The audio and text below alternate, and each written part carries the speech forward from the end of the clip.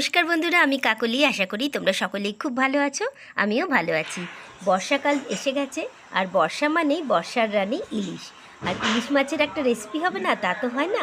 তাই আজকে আমি তোমাদের কাছে নিয়ে এসেছি পেঁয়াজ, রসুন, আদা এই সব কিছু ছাড়াই খুব সুস্বাদু ইলিশ মাছের ঝোল। আর সেটাও হবে আলু আর বেগুন দিয়ে।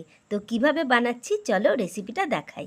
প্রথমেই দেখাই, আমি বর্ষার রানী ইলিশ নিয়ে নিয়েছি এখানে 3 পিস।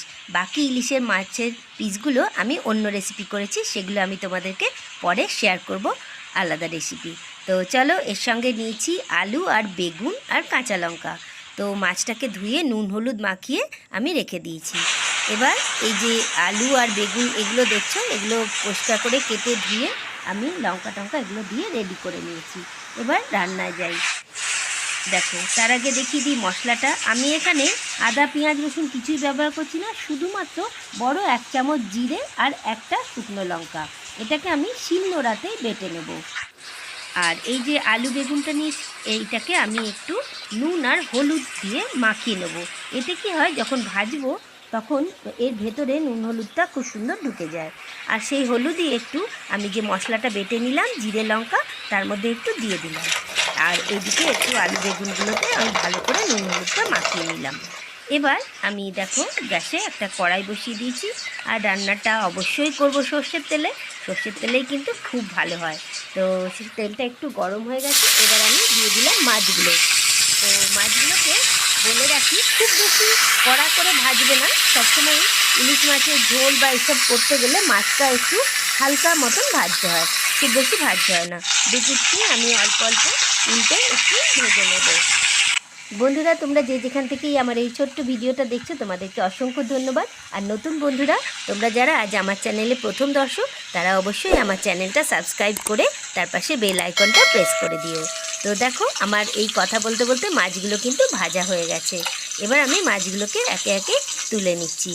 আর বন্ধুরা, যদি ভিডিওটা ভালো লেগে থাকে আর রান্নাটা যদি ভালো লাগে, এই সহজ রান্নাটা, তাহলে কিন্তু অবশ্যই একটু বন্ধুবান্ধব আত্মীয় স্বজন সকলের সঙ্গে শেয়ার করে দিও। এবার আমি ওই মাছ ভাজার তেলের মধ্যেই দিয়ে দিলাম নুন হলুদ মাখানো আলুগুলো। এগুলোকে কিন্তু একটু ভালো করে ভেজে নিতে হয়। এইভাবে ঠিক রান্নাটা করলে কিন্তু রান্নার স্বাদটা অসাধারণ হবে। তো কাঁচা এরকম থাকবে না, প্রত্যেকটা জিনিসই কিন্তু ভাজা হবে। আলুগুলো একটু ভাজা হওয়ার পরে আমি দিয়ে দিলাম বেগুনগুলো। তো দেখো, আলু আর বেগুন আমাকে কিন্তু এখানে খুব সুন্দর করে ভেজে নিতে হবে। এখানে তেলও যে আমি খুব একটা বেশি দিয়েছি তাও নয়, সেই মাছ ভাজার তেলেই কিন্তু আমি বানিয়ে যাচ্ছি। ইলিশ মাছ ভালো হলে তাহলে কিন্তু আর বেশি তেল ব্যবহার করতে হয় না, সেই তেলেই রান্না হয়ে যায়। তো বেগুনগুলোকেও একটু লাল লাল করে আমি ভেজে নিলাম। এবার ভাজা হয়ে গেছে বেগুনগুলোকেও আমি তুলে নিলাম। দেখো, কড়াইতে কিন্তু তাতেও অনেকটাই তেল থেকে গেছে। আমি কিন্তু আর আলাদা তেল ব্যবহার করব না, এই তেলের মধ্যেই রান্না করব। এবার এই তেলের মধ্যে ফোড়ন দিয়ে দিচ্ছি একটা তেজপাতা, 2টো চেরা কাঁচা লঙ্কা, আর দিয়ে দিলাম খুব সামান্য পরিমাণে কালো জিরে। আমি এই সব পরিমাণগুলো ডেসক্রিপশান বক্সে দিয়ে দেবো। আর দিয়ে দিচ্ছি ওই যে বাটা মশলাটা, যেটার মধ্যে হলুদ দিয়ে আমি রেডি করে রেখেছিলাম জিরে লঙ্কা বাটাটা, সেই লঙ্কা বাটাটা জিরে বাটাটা দিয়ে দিলাম। এই যে এই মশলাটা দিলাম, দিয়ে এটাকে স্বাদ আনার জন্য আর একটু কালার আনার জন্য আমি একটু কাশ্মীরি লঙ্কার গুঁড়ো দিলাম। তো দেখো, এই যে আমি বাটা মশলাটা দিলাম, এটাতেই কিন্তু রান্নার স্বাদটা দ্বিগুণ হয়ে যাবে। আর মশলাটা কিন্তু খুব ভালো করে কষাতে হবে। দেখো, কষানোর পরে কি সুন্দর একটা কালার এসছে, আর তেলও খুব সুন্দরভাবে ছেড়ে দিয়েছে। ঠিক এই পর্যায়ে যখন আসবে, তখন তোমরা দিয়ে দেবে আলুগুলো। আমার রান্নার প্রত্যেকটা স্টেপ তোমরা ফলো করো, তাহলেই কিন্তু রান্নাটা এইরকমই সুন্দর খেতে হবে। আমি খাবার পরে ভয়েস দিচ্ছি, তাই জন্য তোমাদেরকে বললাম।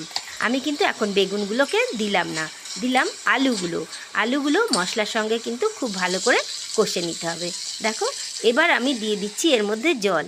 আচ্ছা, তাহলে বেগুনগুলো কখন দেবো, চলো সেটাও তো দেখতে হবে। তার জন্য পুরো ভিডিওটা দেখো, সঙ্গে থাকো। আশা করছি তোমাদের খুব ভালো লাগবে। আর ভালো লাগলে অবশ্যই ভিডিওটা দেখে একটা লাইক করে দিও। তো দেখো, কথা বলতে বলতে আমি জল ঢেলে দিলাম, তারপরে দিয়ে দিলাম বড় 1 চামচ নুন। এই দেখো, একটু একটু ফুট ধরেছে।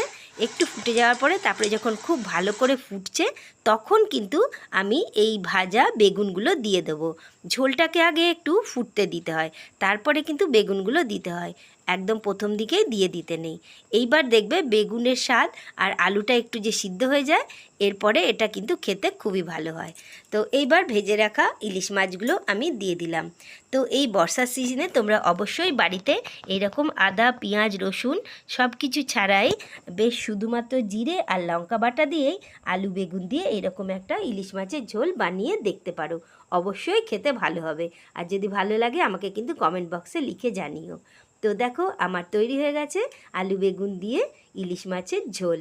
কেমন হয়েছে রেসিপিটা অবশ্যই কমেন্ট করে যেও, কমেন্ট করতে ভুলো না। তোমাদের এই ছোট্ট ছোট্ট কমেন্ট কিন্তু আমাকে অনেক ইন্সপায়ার করে আগে আরও নতুন নতুন ভালো ভালো ভিডিও বানানোর জন্য। তো আজ এই পর্যন্তই। যদি রেসিপিটা ভালো লাগে অবশ্যই আমার সঙ্গে থেকো। Tata, bye bye.